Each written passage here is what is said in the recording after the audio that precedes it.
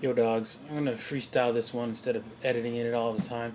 Anyways, what I'm gonna talk about is I think I've answered the question from my last video, which was basically I'm wondering the when other countries and other central banks are going to realize that they're not going to get value for their dollars, or what point are they going to realize that hey, you know what, we're not going to get our value for our dollars, and basically what are they waiting for, right? And I realized that what they're waiting for is that a particular event which will allow them to exit the dollars, right, and dump their dollars gracefully without the American people blaming them for doing so. So maybe there's an agreement between the international community to do something, or agreement between Hank Paulson and China to do something, because China, Hank Paulson's been over there more times than any American diplomat has ever been. So maybe he hammered out some sort of agreement. Who knows? Um, so that's I'm not 100% satisfied with that, but that's the best I could possibly come up with. If I find more information, maybe I'll change my thinking. Anyways, I'd like to make a correction to one of my videos. One of my videos a little whiles back, shorting of silver and gold.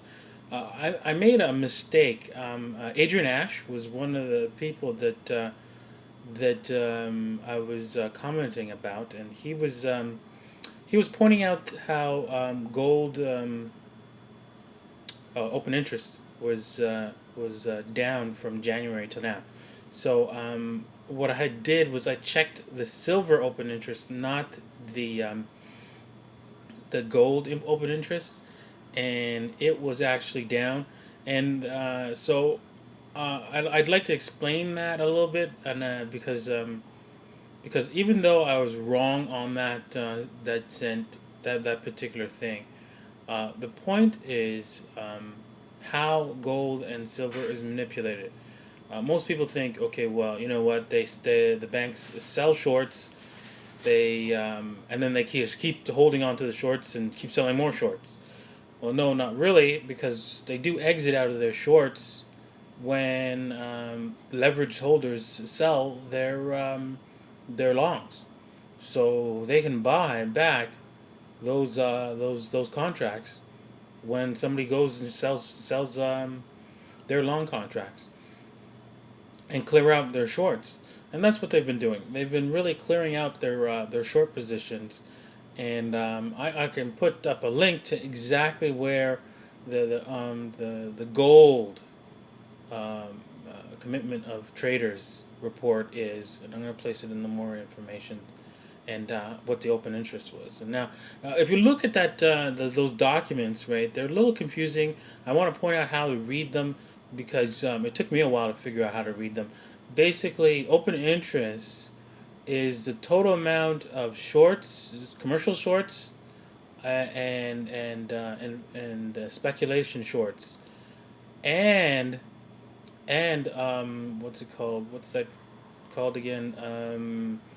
The difference between a person who buys a long contract and a short contract, that's called a spread.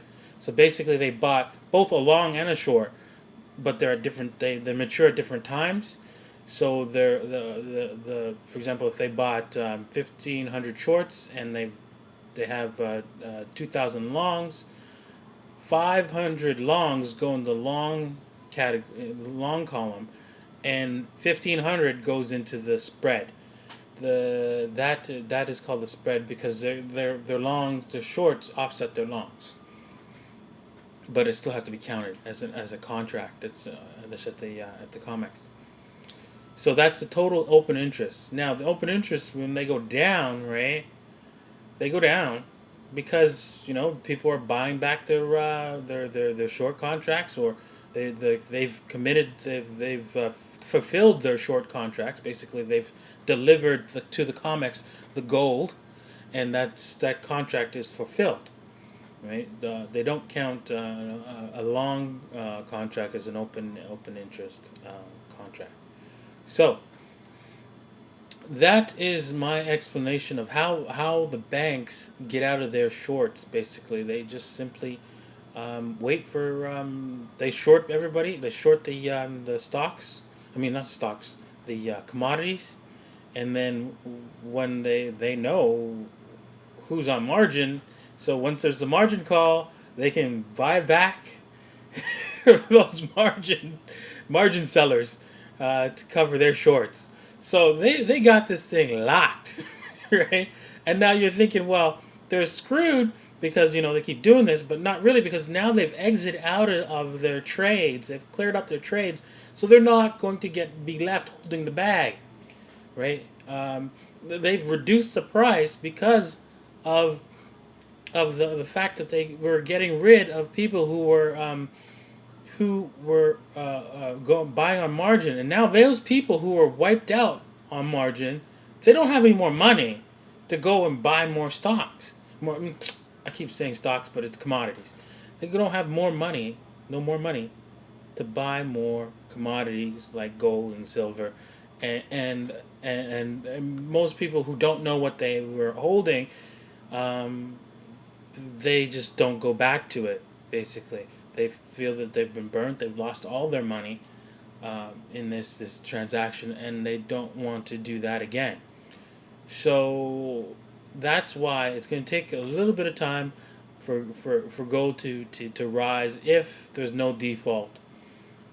It's going to take some time before people who have strong positions go in and start buying up the gold. All right, well, that's it.